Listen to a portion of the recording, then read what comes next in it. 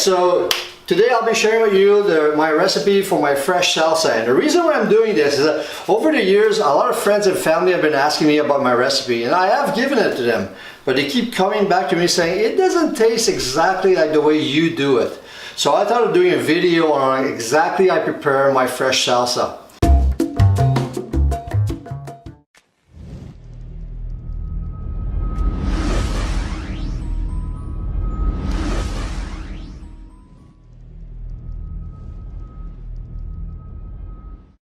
So the ingredients for this, and you'll see it below on the description. I'll put all the ingredients in there so you can follow through. Our fresh tomatoes, first of all. So I use 4 fresh tomatoes. I'm getting these from my garden today, but you can get them from a store. Try to use them as organic as you can. The taste is so much better. It's so much better for your health at the same time. I use half of a red onion. You can also use half of a Spanish onion if you want to, but myself, I always use a red onion. Use jalapeno pepper, and you put as much as you want, how spicy you want your salsa. Just make sure that you seed it, remove the seeds from it, because it's going to get very spicy very fast if you don't.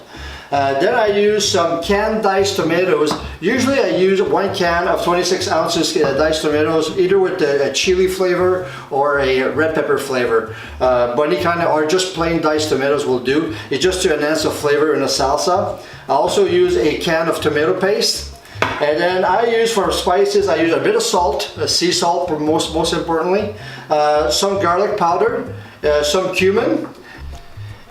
And then after that, all you do is you mix it. And what I do to mix it, I use a food processor. You can also use a blender. Now I do my salsa very coarse. Some people like it very watery, like some Mexican restaurants. Then you can use a blender, but be very cautious. The more you blend it, it's gonna get watery very fast, and it may not turn out as good. So if you can use a food processor, even better, because you can control it better. Also what I use is a strainer, and you'll see why at the end. I remove a lot of the water from my salsa at the end, and that's what makes it very chunky and very tasty. I don't throw away the water, and I'll show you that as well, and what you can do to recycle that results at the end.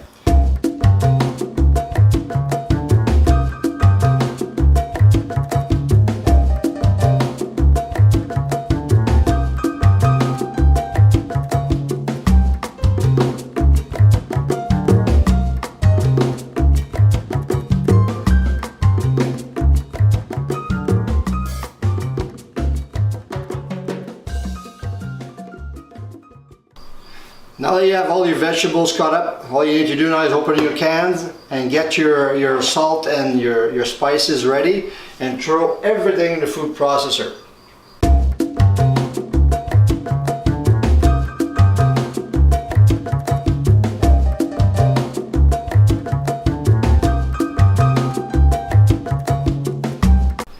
And now that all the ingredients are in the food processor, all you have to do is get it pulsing.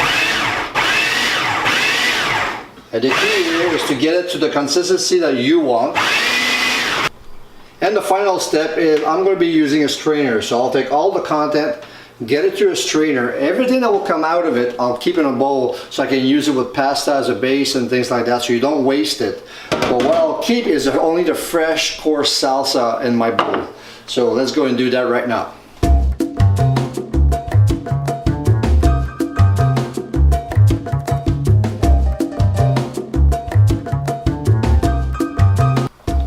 And the last step, just add some fresh coriander, finely chopped, to the whole mix.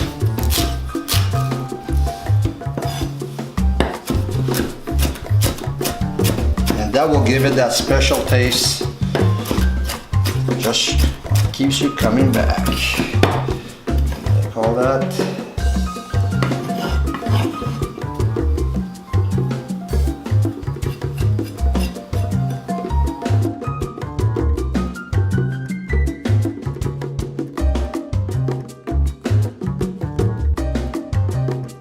And there you have it, RAB Special Salsa.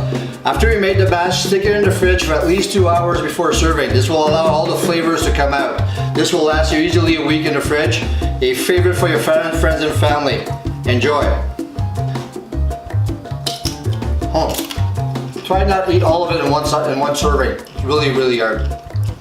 If you like this video, click like below, subscribe, and share with your friends. See you till the next time.